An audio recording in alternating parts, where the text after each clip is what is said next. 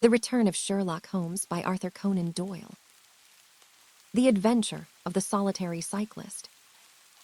From the years 1894 to 1901, inclusive, Mr. Sherlock Holmes was a very busy man. It is safe to say that there was no public case of any difficulty in which he was not consulted during those 8 years, and there were hundreds of private cases, some of them of the most intricate and extraordinary character, in which he played a prominent part. Many startling successes and a few unavoidable failures were the outcome of this long period of continuous work. As I have preserved very full notes of all these cases, and was myself personally engaged in many of them, it may be imagined that it is no easy task to know which I should select to lay before the public. I shall, however, preserve my former rule, and give the preference to those cases which derive their interest not so much from the brutality of the crime as from the ingenuity and dramatic quality of the solution. For this reason, I will now lay before the reader the facts connected with Miss Violet Smith, the solitary cyclist of Charlington, and the curious sequel of our investigation, which culminated in unexpected tragedy. It is true that the circumstance did not admit of any striking illustration of those powers for which my friend was famous, but there were some points about the case which made it stand out in those long records of crime from which I gather the material for these little narratives. On referring to my notebook for the year 1895, I find that it was upon Saturday, the 23rd of April, that we first heard of Miss Violet Smith. Her visit was, I remember, extremely unwelcome to Holmes, for he was immersed at the moment in a very abstruse and complicated problem concerning the peculiar persecution to which John Vincent Hardin, the well-known tobacco millionaire, had been subjected. My friend, who loved above all things precision and concentration of thought, resented anything which distracted his attention from the matter in hand. And yet, without a harshness which was foreign to his nature, it was impossible to refuse to listen to the story of the young and beautiful woman, tall, graceful, and queenly, who presented herself at Baker Street late in the evening and implored his assistance and advice. It was vain to urge that his time was already fully occupied, for the young lady had come with the determination to tell her story, and it was evident that nothing short of force could get her out of the room until she had done so. With a resigned air and a somewhat weary smile, Holmes begged the beautiful intruder to take a seat and to inform us what it was that was troubling her. "At least it cannot be your health," said he, as his keen eyes darted over her. "So ardent a bicyclist must be full of energy." She glanced down in surprise at her own feet, and I observed the slight roughening of the side of the sole caused by the friction of the edge of the pedal. "Yes, I bicycle a good deal, Mr. Holmes, and that has something to do with my visit to you today." My friend took the lady's ungloved hand and examined it with as close an attention and as little sentiment as a scientist would show to a specimen. "You will excuse me, I am sure." "It is my business," said he as he dropped it. "I nearly fell into the error of supposing that you were typewriting. Of course, it is obvious that it is music. You observe the spatulate finger ends, Watson, which is common to both professions.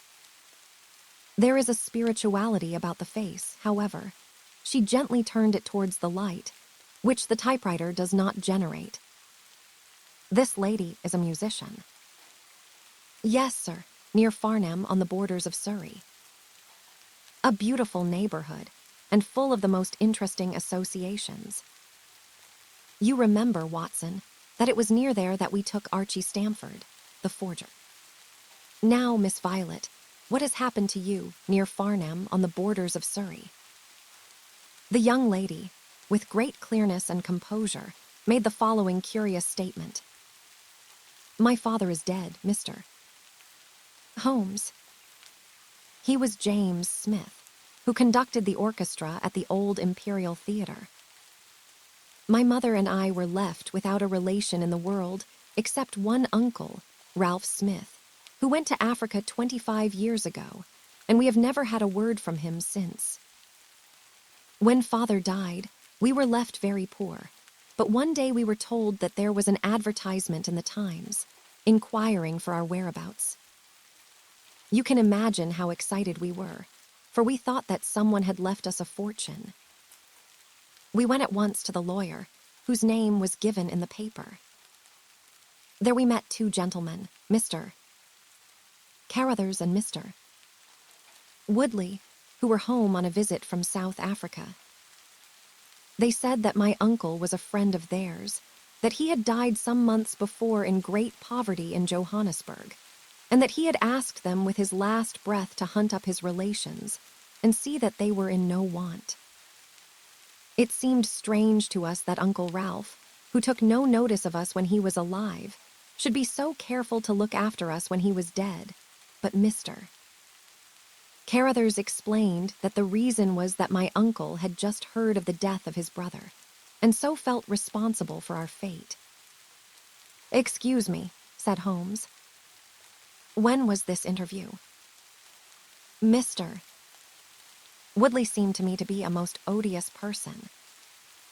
He was forever making eyes at me, a coarse, puffy-faced, red-mustached young man, with his hair plastered down on each side of his forehead. I thought that he was perfectly hateful, and I was sure that Cyril would not wish me to know such a person. "Yes, Mr. Holmes, Cyril Morton, an electrical engineer, and we hope to be married at the end of the summer." Dear me, how did I get talking about him? What I wished to say was that Mr. Woodley was perfectly odious, but that Mr. Carruthers, who was a much older man, was more agreeable. He was a dark, sallow, clean-shaven, silent person, but he had polite manners and a pleasant smile. He inquired how we were left, and on finding that we were very poor, he suggested that I should come and teach music to his only daughter, aged 10. I said that I did not like to leave my mother, on which he suggested that I should go home to her every weekend, and he offered me 100 a year, which was certainly splendid pay.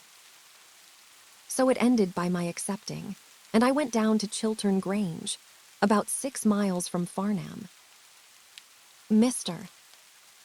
Carruthers was a widower, but he had engaged a lady housekeeper, a very respectable elderly person called Mrs. Dixon, to look after his establishment. The child was a dear, and everything promised well. Mr. Carruthers was very kind and very musical, and we had most pleasant evenings together. Every weekend, I went home to my mother in town. The first flaw in my happiness was the arrival of the red-mustached Mr. Woodley. He came for a visit of a week, and oh, it seemed 3 months to me. He was a dreadful person, a bully to everyone else, but to me something infinitely worse. He made odious love to me, boasted of his wealth, said that if I married him I could have the finest diamonds in London, and finally, when I would have nothing to do with him, he seized me in his arms one day after dinner. He was hideously strong, and swore that he would not let me go until I had kissed him. Mr. Carruthers came in and tore him from me, on which he turned upon his own host, knocking him down and cutting his face open. That was the end of his visit, as you can imagine. Mr. Carruthers apologized to me next day, and assured me that I should never be exposed to such an insult again. I have not seen Mr. Woodley since. And now, Mr.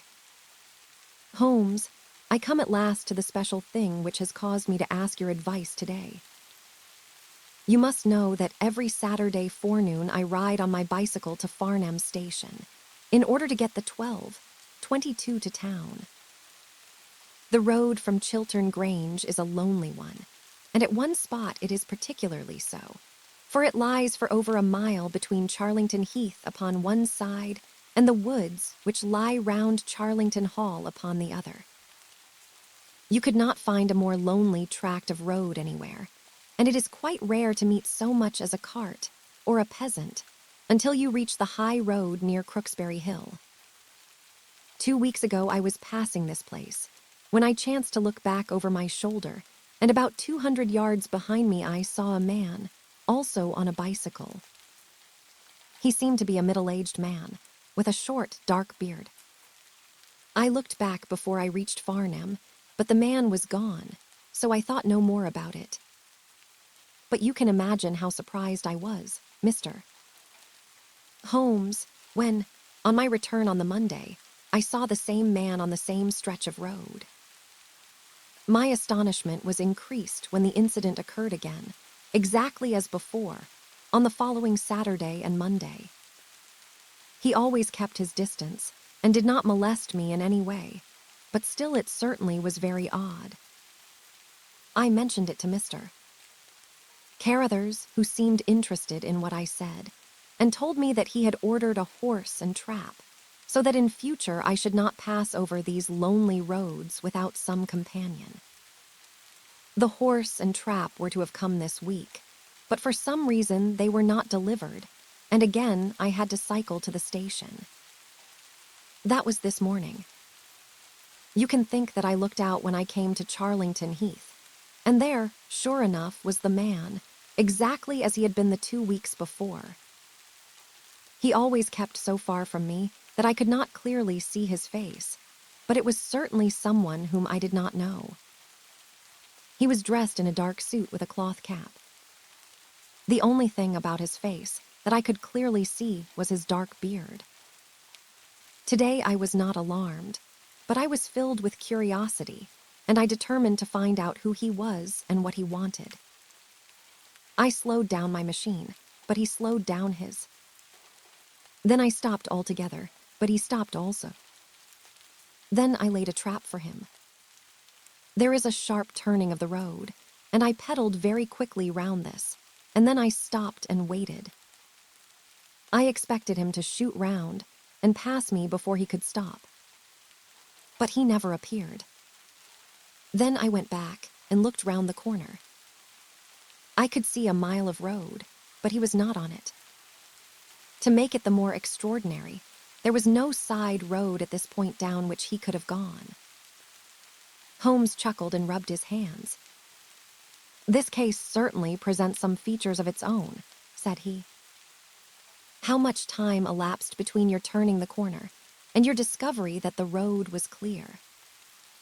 Then he could not have retreated down the road, and you say that there are no side roads. Then he certainly took a footpath on one side or the other. It could not have been on the side of the heath, or I should have seen him. So, by the process of exclusion, we arrive at the fact that he made his way toward Charlington Hall, which, as I understand, is situated in its own grounds on one side of the road. Anything else?" "Nothing, Mr. Holmes, save that I was so perplexed that I felt I should not be happy until I had seen you and had your advice." "Where is the gentleman to whom you are engaged?" he asked at last. "He is in the Midland Electrical Company, at Coventry. There was this dreadful man, Woodley, if you can call him an admirer. Oh, it may be a mere fancy of mine, but it had seemed to me sometimes that my employer, Mr. Carruthers, takes a great deal of interest in me. We are thrown rather together. I play his accompaniments in the evening. He has never said anything. He is a perfect gentleman. But a girl always knows." "Ha," Holmes looked grave. "What does he do for a living?" "Well, at least he is fairly well-to-do. But he goes into the city 2 or 3 times a week. He is deeply interested in South African gold shares. You will let me know any fresh development, Miss Smith." I am very busy just now, but I will find time to make some inquiries into your case. In the meantime, take no step without letting me know. Goodbye, and I trust that we shall have nothing but good news from you. It is part of the settled order of nature that such a girl should have followers, said Holmes, as he pulled at his meditative pipe, but for choice not on bicycles in lonely country roads. Some secretive lover, beyond all doubt. But there are curious and suggestive details about the case, Watson.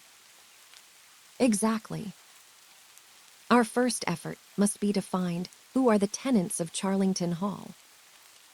Then, again, how about the connection between Carruthers and Woodley, since they appear to be men of such a different type? How came they both to be so keen upon looking up Ralph Smith's relations? One more point. What sort of a ménage is it which pays double the market price for a governess, but does not keep a horse, although 6 miles from the station? Odd, Watson, very odd. No, my dear fellow, you will go down. This may be some trifling intrigue, and I cannot break my other important research for the sake of it. On Monday, you will arrive early at Farnham. You will conceal yourself near Charlington Heath. You will observe these facts for yourself and act as your own judgment advises. Then, having inquired as to the occupants of the hall, you will come back to me and report. And now, Watson, not another word of the matter until we have a few solid stepping stones on which we may hope to get across to our solution. We had ascertained from the lady that she went down upon the Monday by the train which leaves Waterloo at 9:50, so I started early and caught the 9:13. At Farnham Station, I had no difficulty in being directed to Charlington Heath. It was impossible to mistake the scene of the young lady's adventure, for the road runs between the open heath on one side and an old yew hedge upon the other, surrounding a park which is studded with magnificent trees. There was a main gateway of lichen-studded stone, each side pillar surmounted by moldering heraldic emblems. But besides this central carriage drive, I observed several points where there were gaps in the hedge and paths leading through them. The house was invisible from the road, but the surroundings all spoke of gloom and decay. The heath was covered with golden patches of flowering gorse, gleaming magnificently in the light of the bright spring sunshine. Behind one of these clumps I took up my position, so as to command both the gateway of the hall and a long stretch of the road upon either side. It had been deserted when I left it, but now I saw a cyclist riding down it from the opposite direction to that in which I had come. He was clad in a dark suit, and I saw that he had a black beard. On reaching the end of the Charlington grounds, he sprang from his machine and led it through a gap in the hedge, disappearing from my view. A quarter of an hour passed, and then a second cyclist appeared. This time, it was the young lady coming from the station. I saw her look about her as she came to the Charlington hedge. An instant later, the man emerged from his hiding place, sprang upon his cycle, and followed her.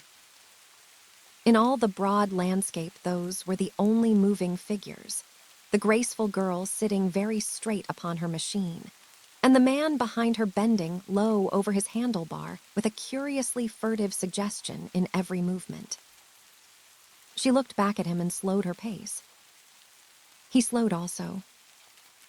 She stopped. He at once stopped, too, keeping 200 yards behind her. Her next movement was as unexpected as it was spirited. She suddenly whisked her wheels round and dashed straight at him. He was as quick as she, however, and darted off in desperate flight. Presently she came back up the road again, her head haughtily in the air, not deigning to take any further notice of her silent attendant. He had turned also, and still kept his distance until the curve of the road hid them from my sight. I remained in my hiding place and it was well that I did so, for presently the man reappeared, cycling slowly back. He turned in at the hall gates and dismounted from his machine. For some minutes, I could see him standing among the trees. His hands were raised, and he seemed to be settling his necktie. Then he mounted his cycle and rode away from me down the drive towards the hall. I ran across the heath and peered through the trees. Far away, I could catch glimpses of the old gray building with its bristling Tudor chimneys, but the drive ran through a dense shrubbery, and I saw no more of my man. However, it seemed to me that I had done a fairly good morning's work, and I walked back in high spirits to Farnham. The local house agent could tell me nothing about Charlington Hall, and referred me to a well-known firm in Pall Mall. There I halted on my way home, and met with courtesy from the representative. No, I could not have Charlington Hall for the summer. I was just too late. It had been let about a month ago. Mr. Williamson was the name of the tenant. He was a respectable, elderly gentleman. The polite agent was afraid he could say no more, as the affairs of his clients were not matters which he could discuss. Mr. Sherlock Holmes listened with attention to the long report which I was able to present to him that evening, but it did not elicit that word of curt praise which I had hoped for and should have valued. On the contrary, his austere face was even more severe than usual as he commented upon the things that I had done and the things that I had not. Your hiding place, my dear Watson, was very faulty. You should have been behind the hedge. Then you would have had a close view of this interesting person. As it is, you were some hundreds of yards away and can tell me even less than Miss Smith. She thinks she does not know the man. I am convinced she does. Why, otherwise, should he be so desperately anxious that she should not get so near him as to see his features? You describe him as bending over the handlebar. Concealment again, you see. You really have done remarkably badly. He returns to the house, and you want to find out who he is. You come to a London house agent. What should I have done? I cried with some heat. Gone to the nearest public house. That is the center of country gossip. They would have told you every name, from the master to the scullery maid. Williamson. It conveys nothing to my mind. If he is an elderly man, he is not this active cyclist who sprints away from that young lady's athletic pursuit. What have we gained by your expedition? The knowledge that the girl's story is true. I never doubted it. That there is a connection between the cyclist and the hall. I never doubted that either. That the hall is tenanted by Williamson. Who's the better for that? Well, my dear sir, don't look so depressed. We can do little more until next Saturday, and in the meantime I may make 1 or 2 inquiries myself. Next morning, we had a note from Miss Smith, recounting shortly and accurately the very incidents which I had seen, but the pith of the letter lay in the postscript. I am sure that you will respect my confidence, Mr. Holmes, when I tell you that my place here has become difficult, owing to the fact that my employer has proposed marriage to me. I am convinced that his feelings are most deep and most honorable. At the same time, my promise is of course given. He took my refusal very seriously, but also very gently. You can understand, however, that the situation is a little strained. Our young friend seems to be getting into deep waters, said Holmes, thoughtfully, as he finished the letter. The case certainly presents more features of interest and more possibility of development than I had originally thought. I should be none the worse for a quiet, peaceful day in the country, and I am inclined to run down this afternoon and test 1 or 2 theories which I have formed. Holmes's quiet day in the country had a singular termination, for he arrived at Baker Street late in the evening, with a cut lip and a discolored lump upon his forehead, besides a general air of dissipation which would have made his own person the fitting object of a Scotland Yard investigation.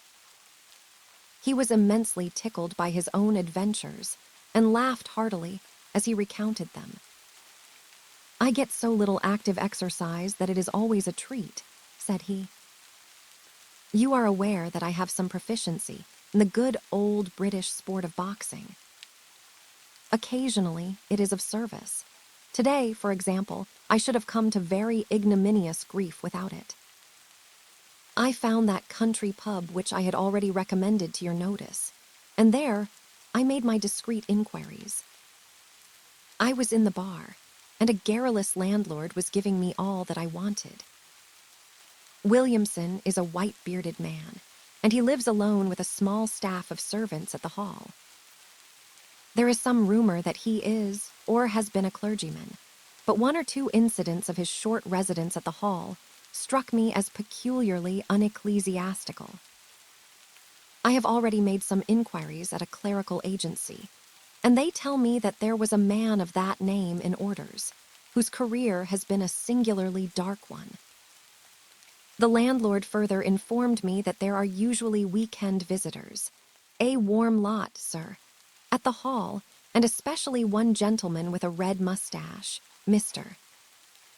Woodley by name, who is always there. We had got as far as this, when who should walk in but the gentleman himself, who had been drinking his beer in the tap room and had heard the whole conversation. Who was I? What did I want? What did I mean by asking questions? He had a fine flow of language, and his adjectives were very vigorous. He ended a string of abuse by a vicious backhander, which I failed to entirely avoid. The next few minutes were delicious. It was a straight left against a slogging ruffian. I emerged as you see me. Mr. Woodley went home in a cart. So ended my country trip, and it must be confessed that, however enjoyable, my day on the Surrey border has not been much more profitable than your own. The Thursday brought us another letter from our client. You will not be surprised, Mr. Holmes, said she, to hear that I am leaving Mr. Carruthers's employment. Even the high pay cannot reconcile me to the discomforts of my situation. On Saturday I come up to town, and I do not intend to return. Mr. Carruthers has got a trap, and so the dangers of the lonely road, if there ever were any dangers, are now over. As to the special cause of my leaving, it is not merely the strained situation with Mr. Carruthers, but it is the reappearance of that odious man, Mr. Woodley. He was always hideous, but he looks more awful than ever now, for he appears to have had an accident and he is much disfigured. I saw him out of the window, but I am glad to say I did not meet him. He had a long talk with Mr. Carruthers, who seemed much excited afterwards. Woodley must be staying in the neighborhood, for he did not sleep here, and yet I caught a glimpse of him again this morning, slinking about in the shrubbery. I would sooner have a savage wild animal loose about the place. I loathe and fear him more than I can say. How can Mr.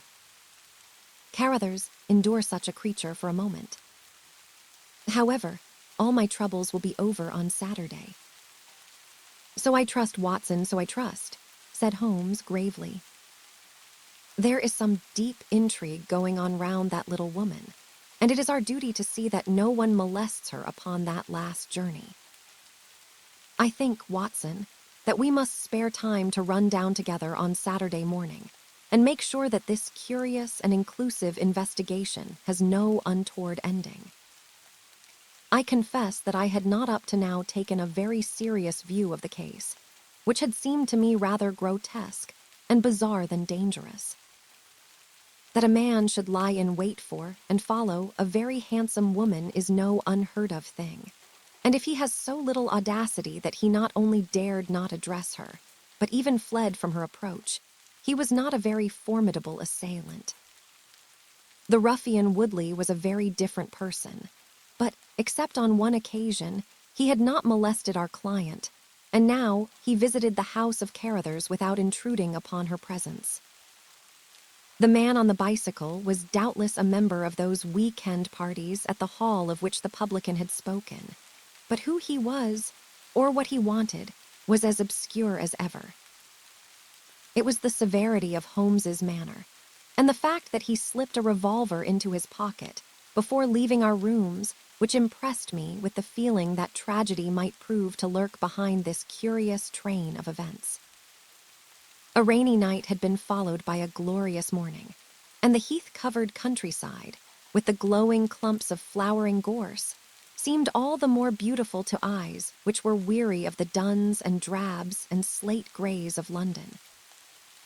Holmes and I walked along the broad, sandy road, inhaling the fresh morning air and rejoicing in the music of the birds and the fresh breath of the spring. From a rise of the road on the shoulder of Crooksbury Hill, we could see the grim hall bristling out from amidst the ancient oaks, which, old as they were still younger than the building which they surrounded. Holmes pointed down the long tract of road which wound, a reddish-yellow band, between the brown of the heath and the budding green of the woods. Far away, a black dot, we could see a vehicle moving in our direction. Holmes gave an exclamation of impatience. "I have given a margin of half an hour," said he. "If that is her trap, she must be making for the earlier train. I fear, Watson, that she will be past Charlington before we can possibly meet her." From the instant that we passed the rise, we could no longer see the vehicle, but we hastened onward at such a pace that my sedentary life began to tell upon me, and I was compelled to fall behind. Holmes, however, was always in training, for he had inexhaustible stores of nervous energy upon which to draw. His springy step never slowed until suddenly, when he was 100 yards in front of me, he halted, and I saw him throw up his hand with a gesture of grief and despair. At the same instant, an empty dog-cart, the horse cantering, the reins trailing, appeared round the curve of the road and rattled swiftly towards us. "Too late, Watson, too late," cried Holmes as I ran panting to his side. Fool that I was not to allow for that earlier train. "It's abduction, Watson, abduction. Murder. Heaven knows what. Block the road. Stop the horse. That's right. Now jump in, and let us see if I can repair the consequences of my own blunder." We had sprung into the dog-cart, and Holmes, after turning the horse, gave it a sharp cut with the whip, and we flew back along the road. As we turned the curve, the whole stretch of road between the hall and the heath was opened up. I grasped Holmes's arm. A solitary cyclist was coming towards us. His head was down and his shoulders rounded, as he put every ounce of energy that he possessed onto the pedals. He was flying like a racer. Suddenly he raised his bearded face, saw us close to him, and pulled up, springing from his machine. That coal-black beard was in singular contrast to the pallor of his face, and his eyes were as bright as if he had a fever. He stared at us and at the dog-cart. Then a look of amazement came over his face. "Halloa. Stop there," he shouted, holding his bicycle to block our road. "Where did you get that dog-cart? Pull up, man," he yelled, drawing a pistol from his side pocket. "Pull up, I say, or, by George, I'll put a bullet into your horse." Holmes threw the reins into my lap and sprang down from the cart. "You're the man we want to see." "Where is Miss Violet Smith?" he said in his quick, clear way. "That's what I'm asking you." You're in her dog cart. You ought to know where she is. We met the dog cart on the road. There was no one in it. We drove back to help the young lady. Good Lord. Good Lord. What shall I do? Cried the stranger in an ecstasy of despair. They've got her, that hellhound Woodley and the blackguard parson. Come, man, come, if you really are her friend. Stand by me and we'll save her, if I have to leave my carcass in Charlington Wood. He ran distractedly, his pistol in his hand, towards a gap in the hedge. Holmes followed him, and I, leaving the horse grazing beside the road, followed Holmes. This is where they came through, said he, pointing to the marks of several feet upon the muddy path. Halloa. Stop a minute. Who's this in the bush? It was a young fellow about 17, dressed like an ostler, with leather cords and gaiters. He lay upon his back, his knees drawn up, a terrible cut upon his head. He was insensible, but alive. A glance at his wound told me that it had not penetrated the bone. That's Peter the groom, cried the stranger. He drove her. The beasts have pulled him off and clubbed him. Let him lie. We can't do him any good, but we may save her from the worst fate that can befall a woman. We ran frantically down the path, which wound among the trees. We had reached the shrubbery, which surrounded the house when Holmes pulled up. They didn't go to the house. Here are their marks on the left, here, beside the laurel bushes. I said so. As he spoke, a woman's shrill scream, a scream which vibrated with a frenzy of horror, burst from the thick, green clump of bushes in front of us. It ended suddenly, on its highest note, with a choke and a gurgle. This way. This way. They are in the bowling alley, cried the stranger, darting through the bushes. The cowardly dogs. Follow me, gentlemen. Too late. Too late. By the living jingo. We had broken suddenly into a lovely glade of greensward, surrounded by ancient trees. On the farther side of it, under the shadow of a mighty oak, there stood a singular group of 3 people. One was a woman, our client, drooping and faint, a handkerchief round her mouth. Opposite her stood a brutal, heavy-faced, red-mustached young man, his gaitered legs parted wide, one arm akimbo, the other waving a riding crop, his whole attitude suggestive of triumphant bravado. Between them, an elderly, gray-bearded man, wearing a short surplice over a light tweed suit, had evidently just completed the wedding service, for he pocketed his prayer book as we appeared and slapped the sinister bridegroom upon the back in jovial congratulation. Come on, cried our guide, come on. He rushed across the glade, Holmes and I at his heels. As we approached, the lady staggered against the trunk of the tree for support. Williamson, the ex-clergyman, bowed to us with mock politeness, and the bully, Woodley, advanced with a shout of brutal and exultant laughter. You can take your beard off, Bob, said he.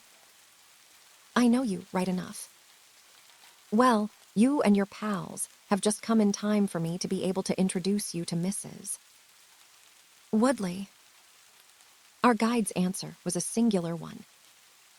He snatched off the dark beard which had disguised him and threw it on the ground, disclosing a long, sallow, clean-shaven face below it. Then he raised his revolver and covered the young ruffian, who was advancing upon him with his dangerous riding crop swinging in his hand. Yes, said our ally, I am Bob Carruthers, and I'll see this woman righted if I have to swing for it. I told you what I'd do if you molested her, and by the Lord, I'll be as good as my word. His revolver cracked, and I saw the blood spurt from the front of Woodley's waistcoat.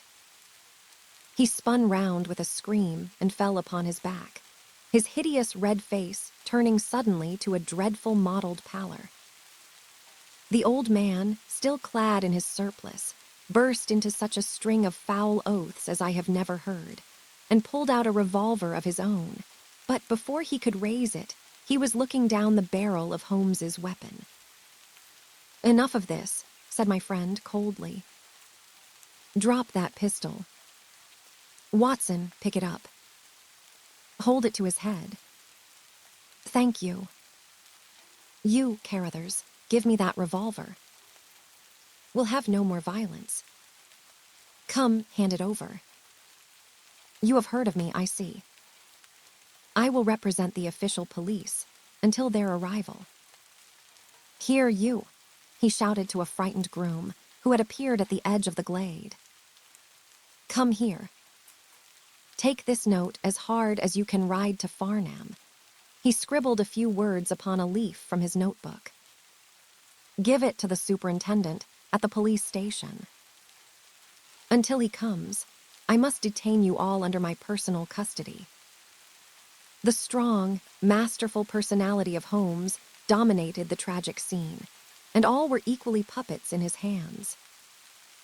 Williamson and Carruthers found themselves carrying the wounded Woodley into the house, and I gave my arm to the frightened girl. The injured man was laid on his bed, and at Holmes's request, I examined him.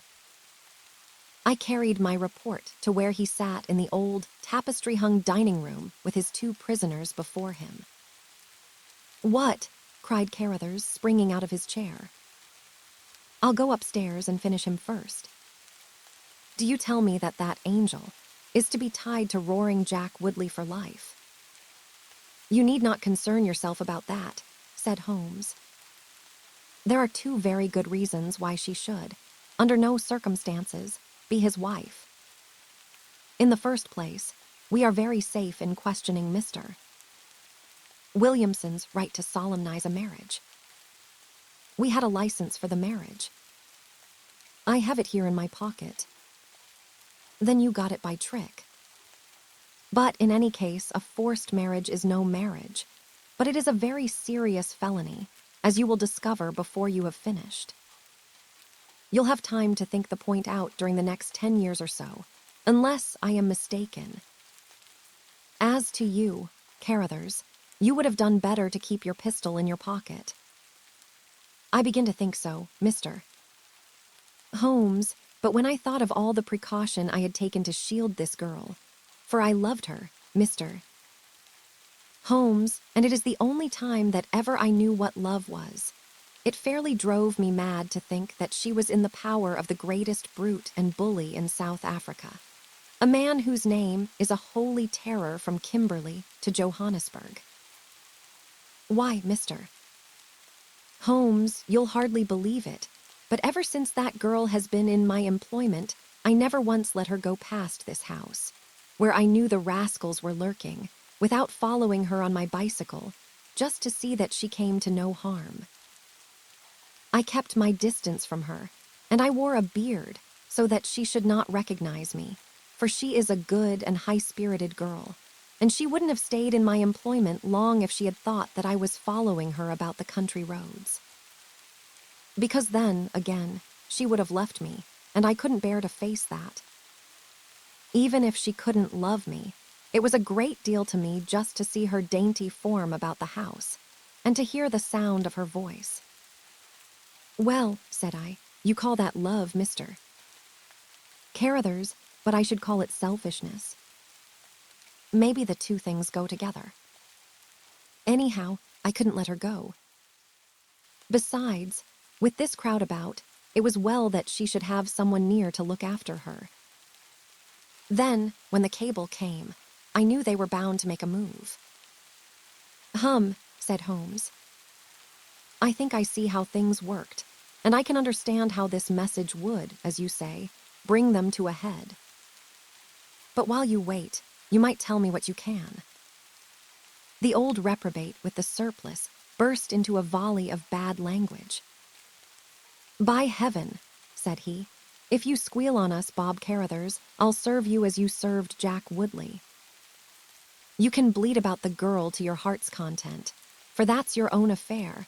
But if you round on your pals to this plainclothes copper, it will be the worst day's work that ever you did. Your reverence need not be excited, said Holmes, lighting a cigarette. The case is clear enough against you, and all I ask is a few details for my private curiosity. However, if there's any difficulty in your telling me, I'll do the talking, and then you will see how far you have a chance of holding back your secrets. In the first place, 3 of you came from South Africa on this game. You Williamson, you Carruthers, and Woodley. Lie number 1, said the old man.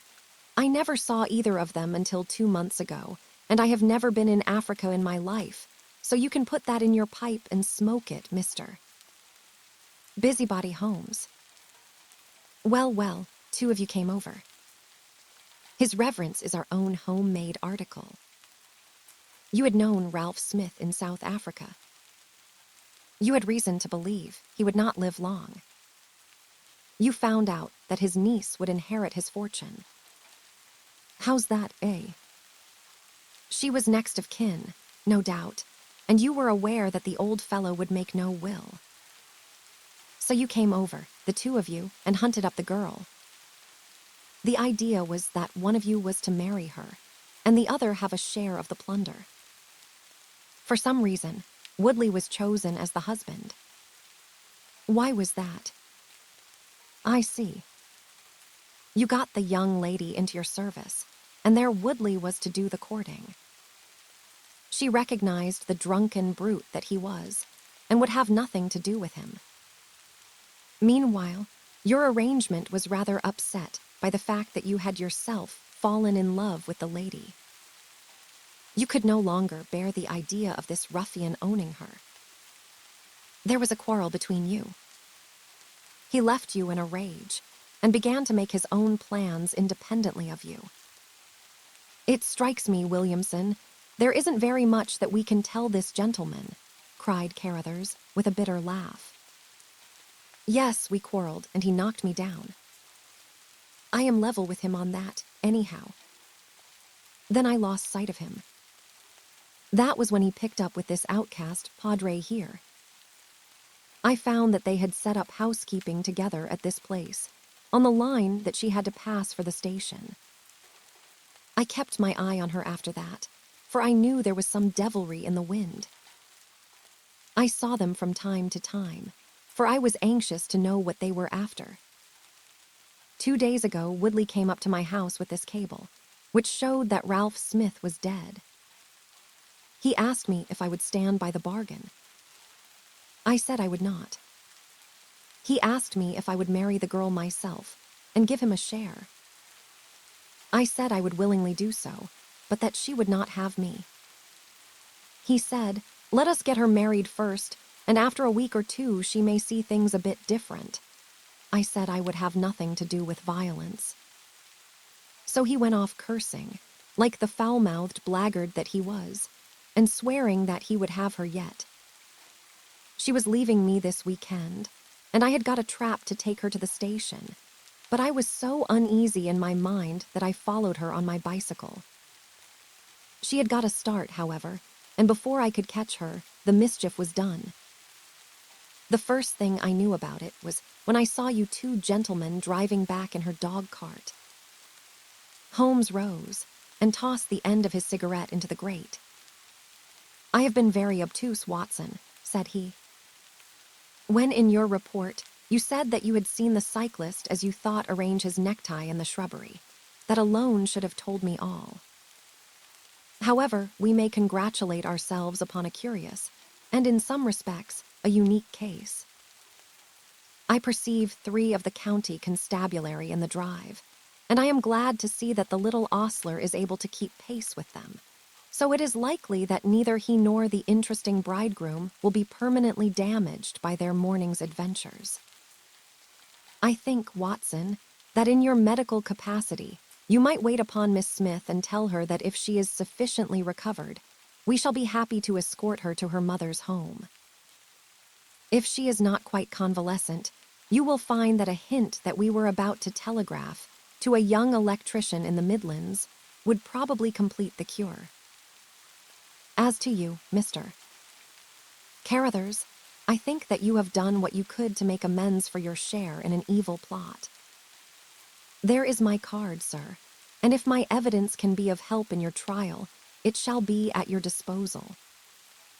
In the whirl of our incessant activity, it has often been difficult for me, as the reader has probably observed, to round off my narratives, and to give those final details which the curious might expect. Each case has been the prelude to another, and the crisis once over, the actors have passed forever out of our busy lives. I find, however, a short note at the end of my manuscript dealing with this case, in which I have put it upon record that Miss Violet Smith did indeed inherit a large fortune, and that she is now the wife of Cyril Morton, the senior partner of Morton and Kennedy, the famous Westminster electricians. Williamson and Woodley were both tried for abduction and assault, the former getting 7 years and the latter 10. Of the fate of Carruthers, I have no record, but I am sure that his assault was not viewed very gravely by the court, since Woodley had the reputation of being a most dangerous ruffian, and I think that a few months were sufficient to satisfy the demands of justice.